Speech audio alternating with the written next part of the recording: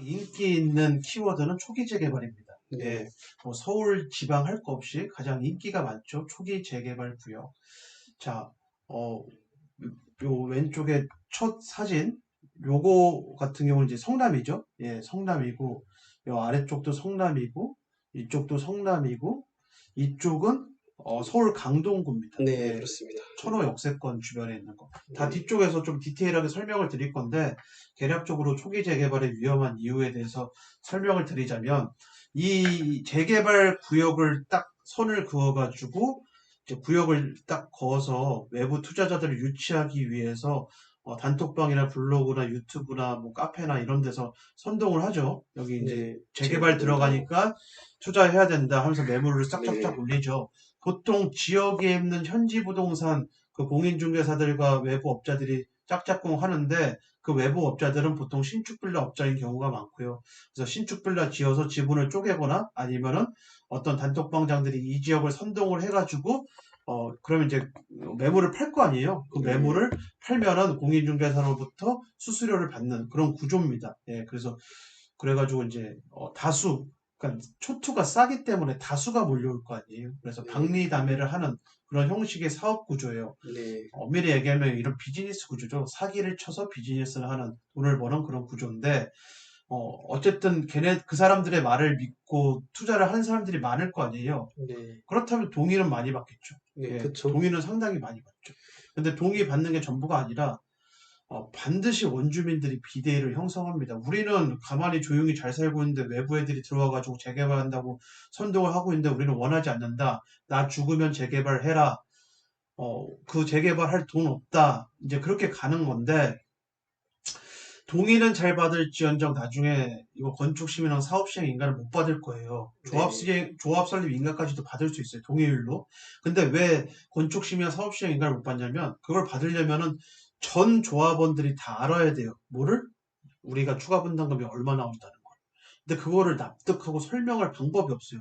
네, 이렇게 좁은 땅에 이렇게 빼곡하게 조합원이 많은데, 이렇게 조합원이 많은데, 단독도 하나도 없고 다 다세대인데, 이렇게 조합원이 많은데, 추가 분담금이 상당히 많이 나올 것이고, 땅의 용도가 좋지 않아서 높이 지을 수도 없을 거예요. 자, 높이 지을 수 없는데 조합원이 많다? 한남 뉴타운 3구역이랑 똑같죠. 예. 네, 한남 뉴타운 3구역처럼 막 5억씩 추가 분담금이 나올 가능성도 높아요. 여기 네, 근데 물론 경기도에서 그렇게까지 나오진 않을 겁니다. 평당 건축비를 그렇게 높게 설정을 하지 않기 때문에. 어쨌든 그렇다 해도 이 주민들은 1억, 단돈 5천만 원이어도, 단돈 3천만 원이어도 분담을 못 하시는 분들이 많죠. 네, 예, 그래서 조합 설립 인가까지는 운 좋게 되더라도 동일로 밀어붙여서 결국 무너질 가능성이 높습니다. 그러면 폭탄 돌리기에서 들어가는 사람들은 다 물리는 거예요. 예, 네. 다 물리는 거죠. 게다가 연끌해가지고는 예를 들면, 뭐, 풀 대출 받아서 이런 재개발 지역을 매수를 했다고 쳐요. 그렇게 했는데, 추가 분담금 딱 나와보니까, 내 초기 투자금이 거의 2배 가까운 추가 분담금이 나왔어요. 그렇게 되어버리면 그냥 억하고 쓰러지는데, 문제는 그게 다 두통이 나서, 그 가격을 받아줄 수 있는 새로운 투자자들이 없어지는 거예요. 그렇게 되면은, 예, 그때부터 완전 지지부진해지는 네. 거죠. 네. 그래서 이제 이런 곳에서도 돈을 벌려면 그 선동하는 무리들과 착 달라붙어가지고 걔네들이 들어갈 때 완전 들어갔다가 그 다음에 들어오는 사람들한테 단타로 이제 넘기고 나오면 돈은 벌죠. 돈은 버는데 제2의, 제3의, 제4의, 제5의 피해자들이 속출하는 거예요. 그래서 이런 식으로 해서 한번 벌기 시작하면은 이 방식에서 헤어나오지 못합니다. 예, 이 네. 방식에서 헤어나오지 못하기 때문에 아예 손을 대지 마세요. 예, 네.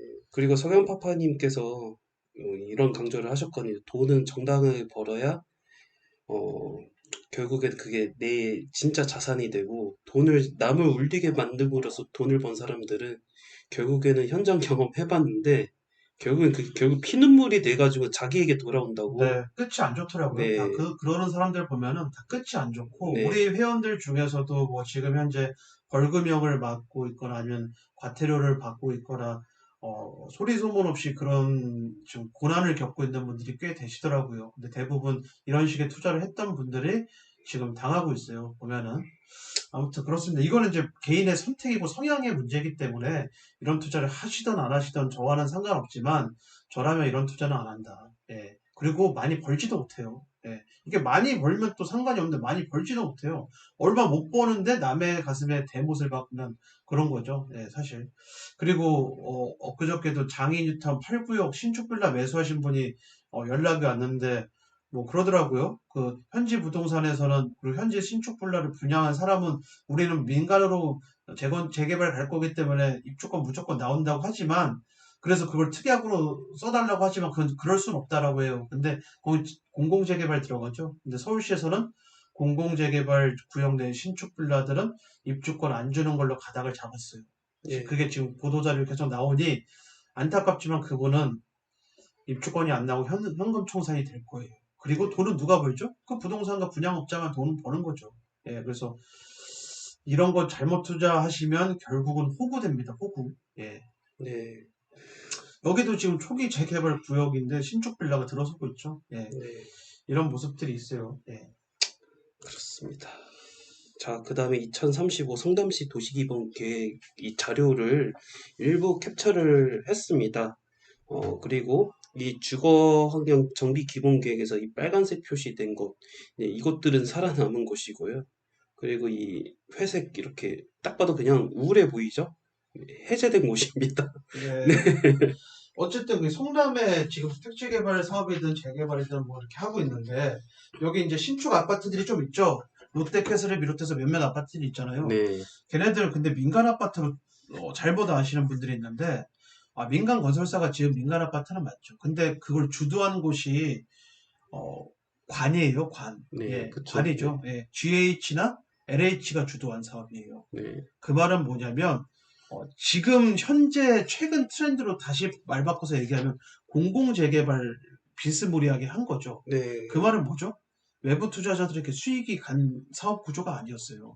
그쵸. 예산으로 된 사업 구조고 원주민들을 구제하는 방식이기 때문에 외부 투자자들은 거기 들어가서 돈 그렇게 많이 못 벌었을 거예요. 예. 게다가 이때 당시에 그렇게 그 성남시가 2010년대 초반에 그때 공공재개발에 많이 됐던 이유 중에 하나는 이재명 그 이재명 씨가 그때는 성남시장이었어요. 그 이재명이 그 파워와 영향력이 꽤 입김이 많이 작용했죠. 그렇지만 지금은 성남시장이 이재명 지사가 아니잖아요. 경기도지사가 아니잖아요.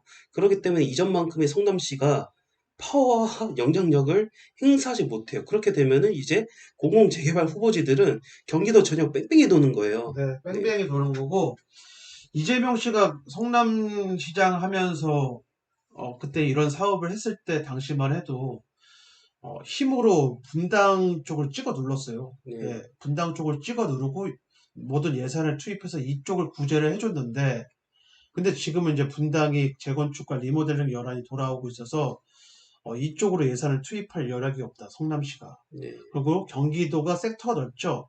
공공 재개발을 경기도도 지정을 하는데 하나의 지자체에 여러 구역을 지정할 만한 예산이 없어요. 예. 네, 그래서 어쨌든 그렇습니다. 네.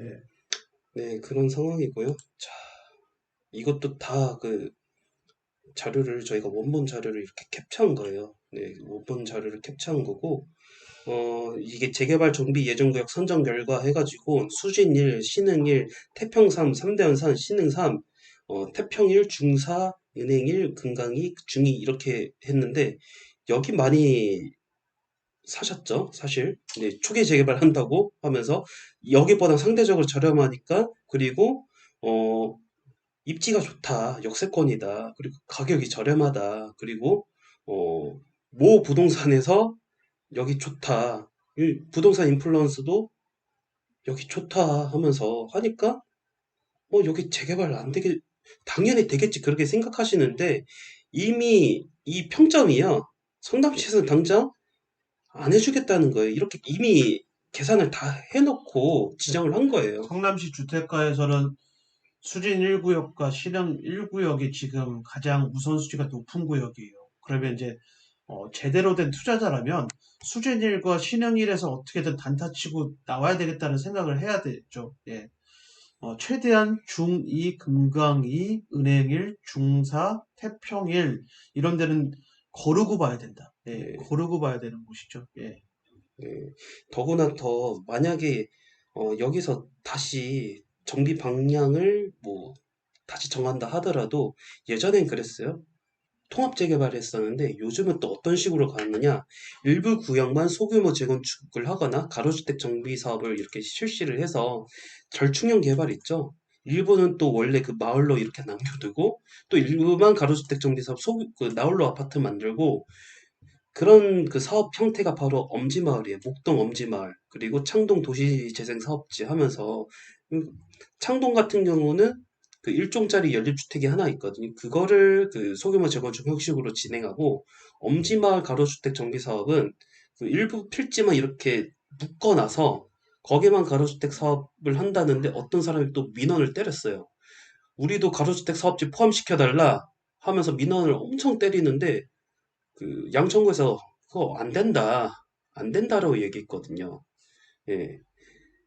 로또예요, 로또. 이렇게 되게 된다면은 내가 예를 들면 뭐 은행 1구역에 있는 빌라를 매수를 했는데 그게 하다못해 가로주택 정비 사업에 해당되면 진짜 다행이지만 만약에 또 안 되고 그냥 빌라 사업 한다 하게 되면 어떻게 되는 거죠?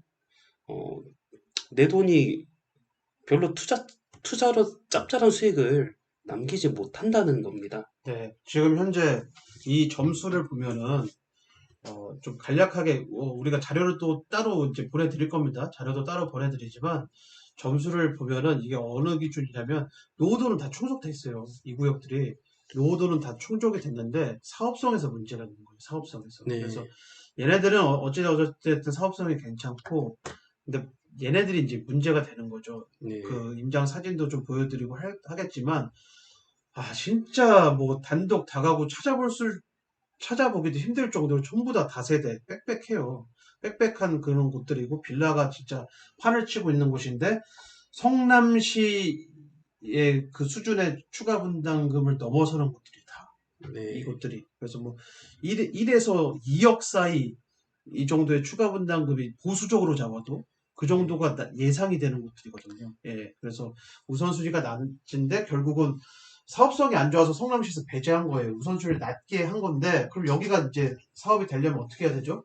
공공 재개발밖에 안 되는 거예요. 네, 공공 그렇습니다. 재개발밖에. 네, 근데 경기도가 여기를 공공 재개발을 빠르게 추진해 줄 만큼 여력이 좋지가 않다, 지금. 네, 꼭 여기만 해줄 필요는 없죠. 의정부도 해줘야 되고, 구리도 해줘야 되고, 남양주도 해줘야 되고, 저기 어디예요? 그 뉴타운, 광명도 해줘야 되고, 해줘야 될 곳이 되게 많아요. 네, 그렇습니다. 네, 그런 상황이고요. 아, 자, 복잡하죠. 그 다음에는 좀 구체적인 사례를 통해서 자세하게 설명을 드리도록 하겠습니다. 감사합니다. 감사합니다.